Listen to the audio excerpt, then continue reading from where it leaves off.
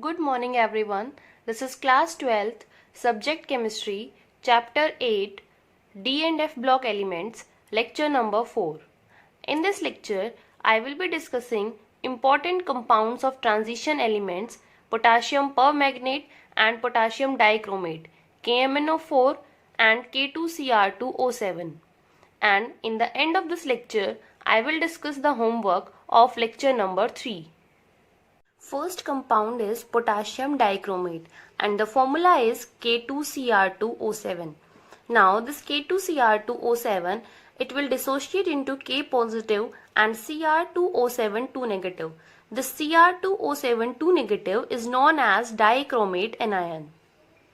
So first we start with the preparation of potassium dichromate, and this potassium dichromate is a very important chemical used in leather industry and as an oxidant for the preparation of many azo compounds. So first we start with preparation of potassium dichromate. So this potassium dichromate is prepared from the chromite ore. The formula for chromite ore is FeCr2O4. So this K2Cr2O7 is prepared from chromite ore. So first step is this potassium dichromate is fused with sodium carbonate in excess of oxygen. It will give Na2CrO4, that is sodium chromate, which is yellow in color, and here oxide of iron is obtained. So in first step, this chromite ore will convert to a yellow colored compound, that is sodium chromate.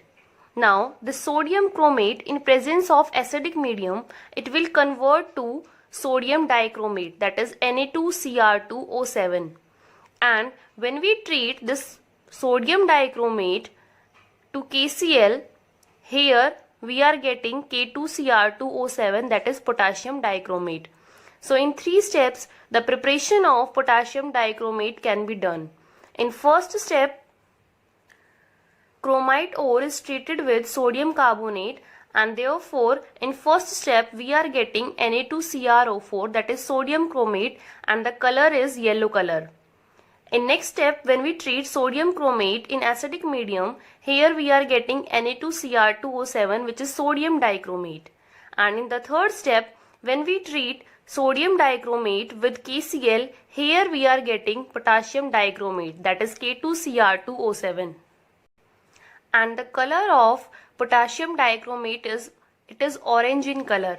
So here we have 2 compounds of chromium, Na2CrO4, which is yellow in color, Na2Cr2O7 and K2Cr2O7. They are orange in color. So this is the preparation of potassium dichromate. Now here are 2 important reactions of chromate and dichromate ion. That is, when we treat chromate ion in presence of acidic medium, this chromate ion will convert to potassium dichromate. Or you can say that in acidic solution, Cr2O7 2- will exist. But if we treat the Cr2O7 2 negative in alkaline medium, it will convert to chromate ion.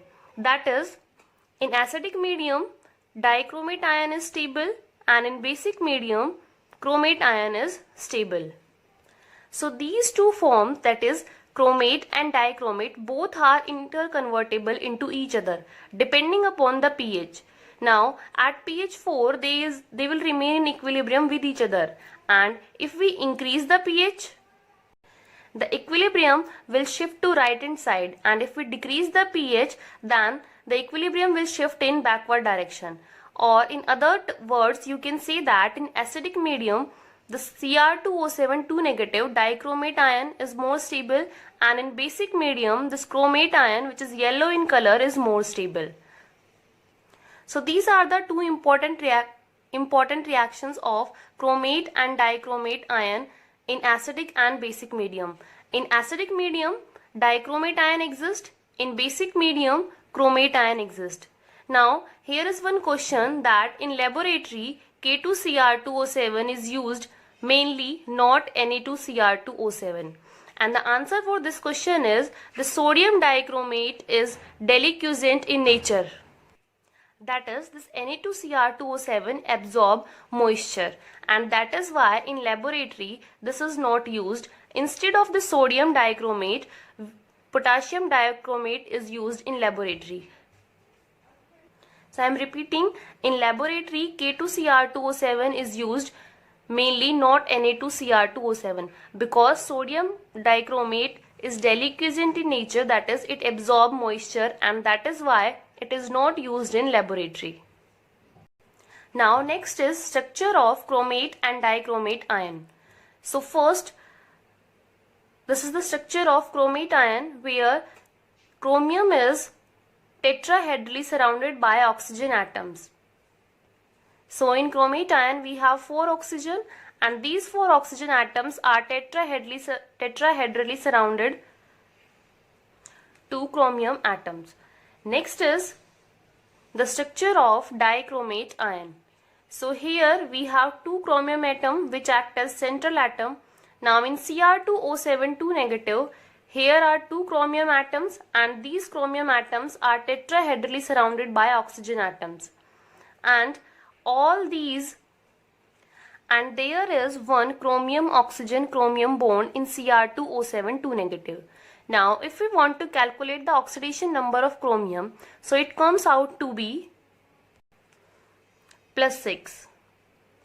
So here the oxidation number of chromium is +6, and the bond angle between chromium oxygen chromium is 126 degree, and the bond length between chromium and oxygen is 179 picometer. So this is the structure of dichromate ion. Next is sodium dichromate and potassium dichromate are strong oxidizing agents, and potassium dichromate is used as a primary standard in volumetric analysis. Example, it is used to standardize Na2H2O3, that is sodium thiosulfate. In iodometry titration, this K2Cr2O7 is used. Now here is the reaction. First, this K2Cr2O7, it will react with potassium iodide, and from here these I negative ion, they will convert to I2. Now this liberated iodine is titrated against sodium thiosulfate. So here we are getting our product. So this is how K2Cr2O7 is used in iodometry for standardizing sodium thiosulfate.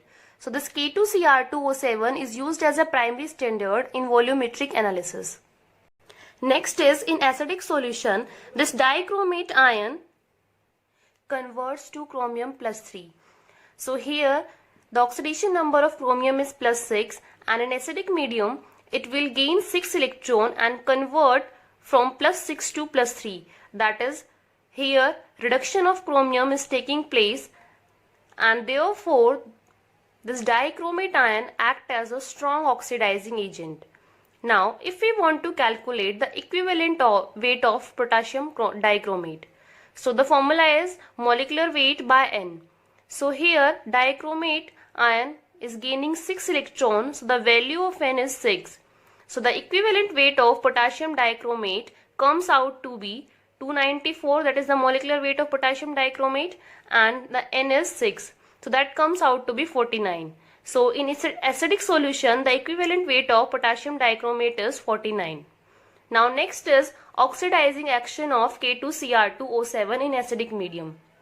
Here chromium is changing its oxidation state from +6 to +3. That is, reduction is taking place, and that is why it is used as strong oxidizing agent. Now here are some reactions in which potassium dichromate is showing its oxidizing action. First is, it oxidizes I negative ions to I2. Second is, it converts H2S to sulfur. Here the oxidation number of sulfur is -2, and here it is 0. So oxidation is taking place, and that is due to oxidizing action of potassium dichromate. Next is, it oxidizes Sn+2 to Sn+4. Fourth is, it also oxidizes Fe+2 to Fe+3. Fifth is, it oxidizes SO2 to SO4 2 negative. Here the oxidation number of sulfur is +4, and in SO4 2 negative the oxidation number of sulfur is plus 4. That is, oxidation is taking place, and that is due to oxidizing action of potassium dichromate. Next we have, it also oxidizes NO2 negative to NO3 negative. Here the oxidation number of nitrogen is plus 3, and in this case here it is plus 5. And next we have, it also oxidizes ASO3 3 negative to ASO4 3 negative. Here the oxidation number of arsenic is plus 3, and in this case it is plus 5. Now this is the equation. In acidic medium, dichromate is showing its oxidizing action. So here the oxidation number of chromium is plus 6. So from plus 6 to plus 3, reduction is taking place, and because of this reduction, this dichromate will act as oxidizing agent, and this will oxidize Fe plus 2 to Fe plus 3. So first of all, we will write oxidation half reaction. This is Fe plus 2 to Fe plus 3. Now oxidation means loss of electron. So Fe plus 2 will lose 1 electron, and here we are getting Fe plus 3. Now next is reduction half reaction. Now reduction half reaction is Cr2O7 2 negative is giving chromium plus 3. Now here the oxidation number of chromium is plus 6. So plus 6 to plus 3 electron, but here we have 2 chromium, and on right hand side we have only 1 chromium. So first of all we will multiply this by 2. Now next is plus 6 to plus 3 electron, but here 2 chromium atoms are there, so 6 electron it will gain and convert to 2 chromium plus 3. Now next step is how to balance this oxygen. Now for balancing oxygen, we will add water molecule on the opposite side. So here we have 7 oxygen, so we will add 7 molecules of water. Now for balancing hydrogen, we will add H+. So here 14 hydrogens are there, so we will add 14 H+. Now in reduction half reaction, all the things are balanced. Now in oxidation half reaction, we have 1 electron, and reduction half reaction 6 electron. So we will multiply this equation by 6. So the overall ionic equation will become 6Fe plus 2 plus Cr2O7 2 negative plus 14H plus is giving 6Fe plus 3 plus 2 chromium plus 3 plus 7H2. So this is the complete equation. Here dichromate ion, it is showing its oxidizing action. It oxidizes Fe plus 2 to Fe plus 3, and itself reduced from plus 6 oxidation state to plus 3. So this is the complete ionic equation for this reaction. Complete balanced ionic equation. On the similar basis, you can write equation for these reactions.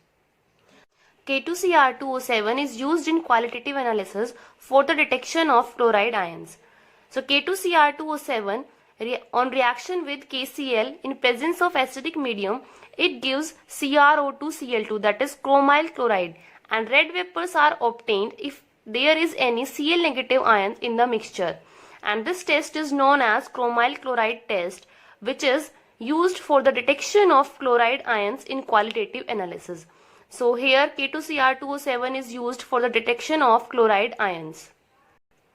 Next is action of dichromate ion on H2O2. So when we treat dichromate ion in presence of acidic medium with hydrogen peroxide, so here chromic peroxide is obtained, and this is the structure of chromic peroxide, where the oxidation number of chromium is plus 6 in CrO5. So these are the reactions of potassium dichromate. Next compound is potassium permanganate KMnO4.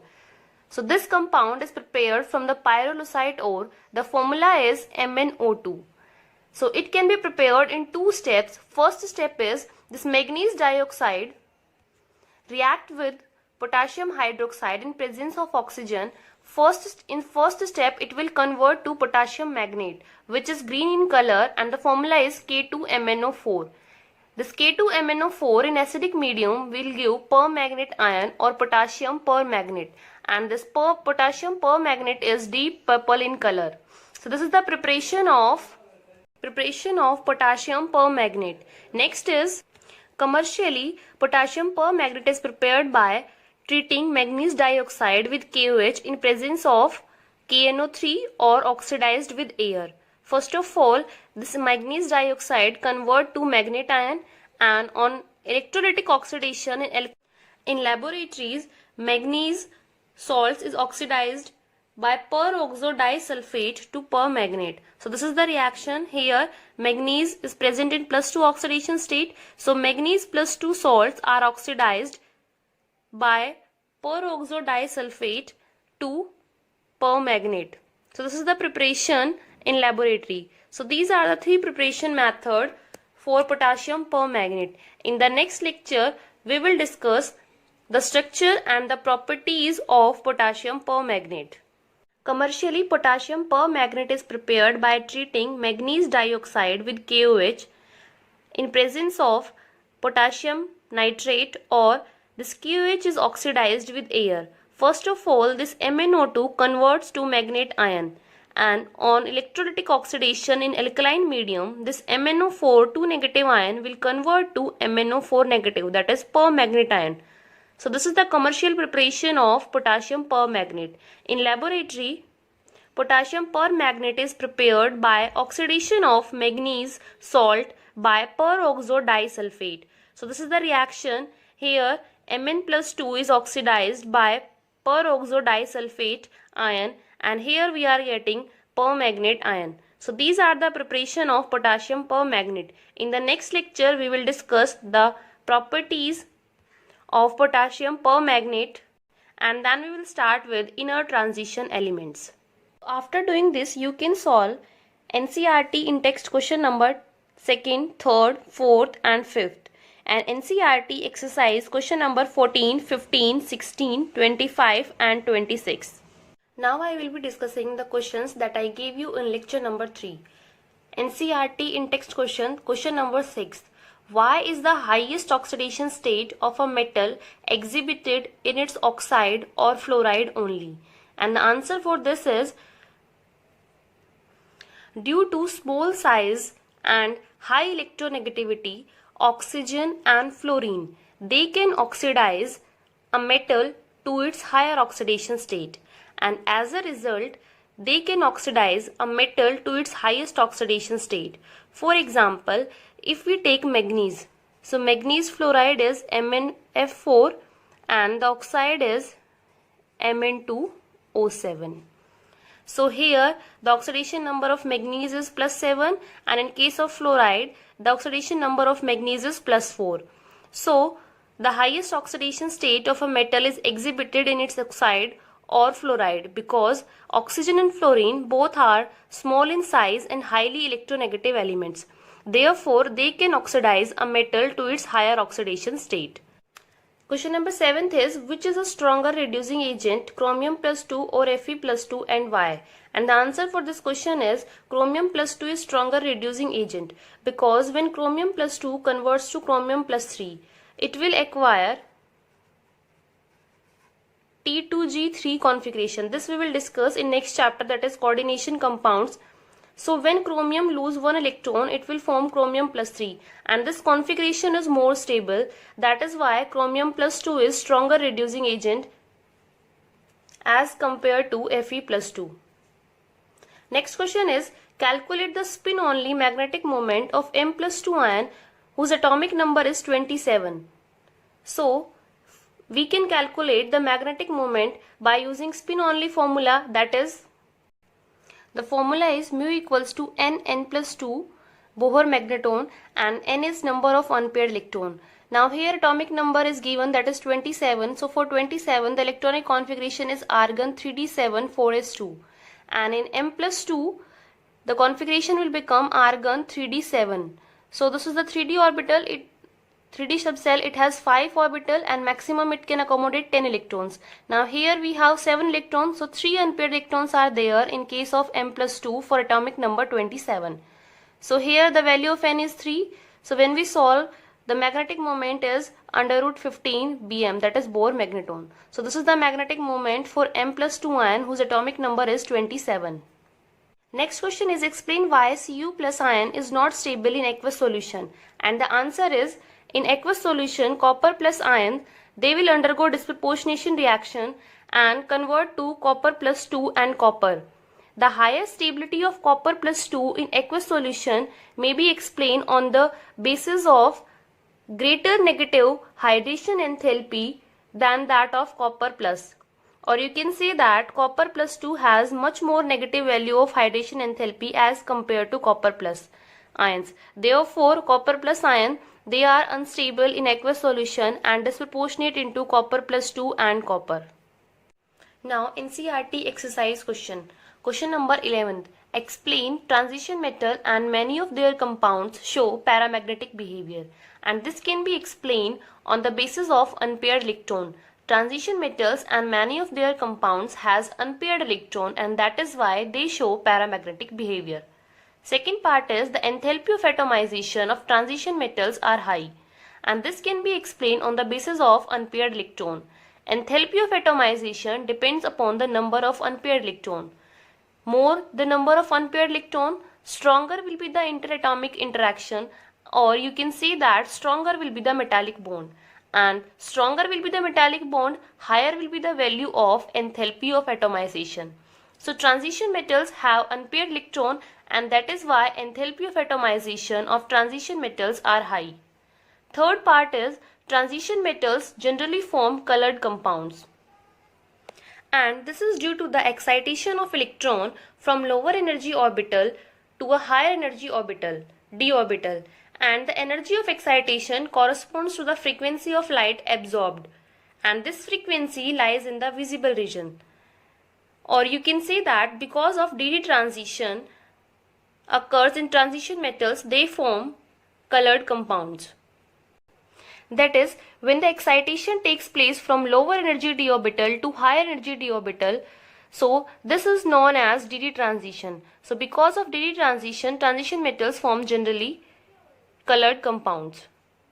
Fourth is metals and their compounds act as good catalysts. The reason is because transition metals, they have ability to adopt multiple oxidation state, and therefore they form complexes. That is why transition metals and their compounds act as good catalyst. Next question is, what are interstitial compounds? Why are such compounds well known for transition metals? And the answer for this question is, interstitial compounds are those in which small atoms occupy the interstitial sites in the crystal lattice.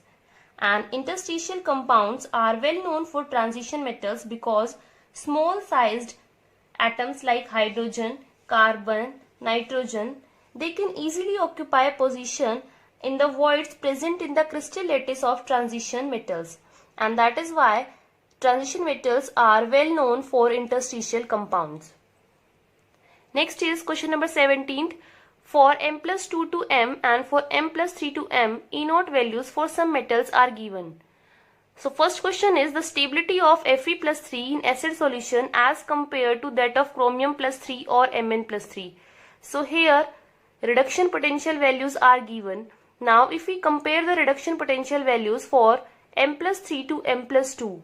So here Mn plus 3, that is manganese plus 3 to manganese plus 2, it has higher reduction potential. So you can say that it will convert to Mn plus 2. And if we compare the value of chromium plus 3 to chromium plus 2 and for iron plus 3 to iron plus 2. So chromium plus 3 to chromium plus 2, it has negative value, whereas this for the value for Fe plus 3 to Fe plus 2 is plus 0.8. So in these three, Mn plus 3 to Mn plus 2 has the highest reduction potential. Therefore, it will reduce to Mn plus 2. And if we compare these two, so in these two, this chromium plus 3, it is stable in solution, and this iron plus 3, it is less stable than chromium plus 3. So if we compare the stability of plus 3, so here Mn plus 3 has maximum reduction potential. So Fe plus 3 is more stable than Mn plus 3, but it is less stable than chromium plus 3. So after comparing reduction potential value, the answer is Fe plus 3 is more stable than Mn plus 3, but Fe plus 3 is less stable than chromium plus 3 on the basis of reduction potential values. Next part is the ease with which iron can be oxidized as compared to a similar process for either chromium or manganese metal. Now here again the E naught values for M plus 2 to M is given for these three metals, that is for chromium plus 2 to chromium, manganese plus 2 to manganese, and for Fe plus 2 to Fe. So here the maximum value for reduction potential is for Fe plus 2 to Fe, or you can say that these are the values of reduction potential. Now if we convert these value to the oxidation potential, so these three values, they all will become positive, and in that case this Mn to Mn plus 2 has highest value, and therefore it can be easily oxidized. And if you want to compare on the basis of reduction potential, so lower will be the value of reduction potential, it can easily undergo oxidation. Now if there here reduction potential values are given, so in these three metal ions the least value is for Mn plus 2 to Mn, so it can easily undergo oxidation. So the trend is manganese will undergo oxidation, after that chromium, and then iron. Next question is, predict which of the following will be colored in aqueous solution. Now here some ions are given, that is question number 18th. So how we can predict that out of these ions which one will be colored in aqueous solution? This can be explained on the basis of unpaired electron. So here are the ions titanium plus 3, vanadium plus 3, manganese plus 2, iron plus 3, and cobalt plus 2. These ions are colored in aqueous solution, whereas copper plus and scandium plus 3, they are colorless, because copper in plus 1 oxidation state, it has the electronic configuration for copper, for cobalt plus 1, the configuration is 3D10-4s0, and that is why it is colorless. Similarly for scandium plus 3, the electronic configuration is argon 3D0-4s0, and that is why it is colorless. So among these ions, titanium plus 3, vanadium plus 3, manganese plus 2, Fe plus 3, cobalt plus 2, these are colored, whereas copper in plus 1 oxidation state and scandium in plus 3 oxidation state, they both are colorless. Next question is question number 21. How would you account for the following? First part is, out of the D4 species, Cr plus 2 is strongly reducing, while Mn plus 3 is strongly oxidizing. So this can be explained on the basis of reduction potential, or we can also explain on the basis of electronic configuration. If we compare the electronic configuration of manganese in plus 3 oxidation state and manganese in plus 2 oxidation, then in Mn plus 3 the electronic configuration is 3D4-4s0, whereas in case of Mn plus 2 the configuration is 3D5-4s0. Now here D is half filled, and therefore it is more stable, and that is why the E naught value is also positive, or we can say that the standard electrode potential is positive, therefore reduction will take place. So that is why in D4 species chromium plus 2 is strongly reducing, because chromium plus 2 it will convert to chromium plus 3.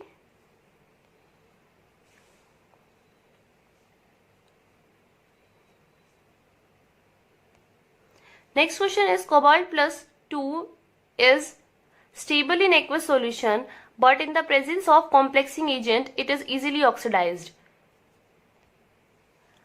In the presence of complexing reagents, cobalt plus 2 it will convert to cobalt plus 3, and that is stable.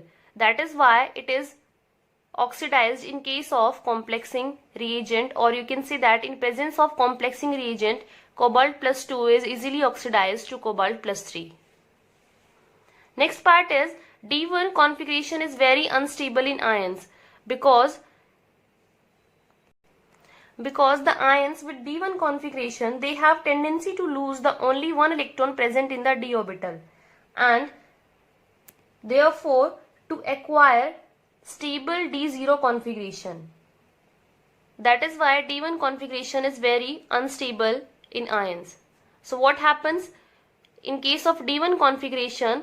The D1 orbital has a tendency to lose this electron and convert it to D0, which is a stable configuration. That is why this D1 configuration is very unstable in ions. Next question is, calculate the number of unpaired electron in the following gaseous ion: Mn plus 3, chromium plus 3, vanadium plus 3, titanium plus 3. Which one of these is the most stable in aqueous solution? So we can calculate the number of unpaired electron. In case of Mn plus 3, it has 4 unpaired electron. In case of chromium plus 3, it has 3 unpaired electron. In case of titanium plus 3, it has 1 unpaired electron, and in case of vanadium plus 3, it has 2 unpaired electron. And among these ions, chromium plus 3 is the most stable in aqueous solution, because chromium plus 3, it has T2G3 half-filled configuration. This T2G term we will discuss in coordination compounds, that is in chapter number 9. Next question is question number 27. What are alloys? Name an important alloy which contains some of lanthanoid metals. Mention its uses. Now, alloys are the homogeneous mixtures of 2 or more metals, and an important alloy is mish metal, which contain 95% lanthanoid and 5% iron, along with traces of sulfur, calcium, carbon and aluminium. And this alloy is used in magnesium based alloy to produce bullets and shells. Next question is, what can be inferred from the magnetic moment values of the following complex species? Here some complexes are given and magnetic moment value is given. Now this question we will discuss with next chapter, that is coordination compounds. So these are the questions which I gave you in lecture number 3. Thank you, and please like and subscribe this channel.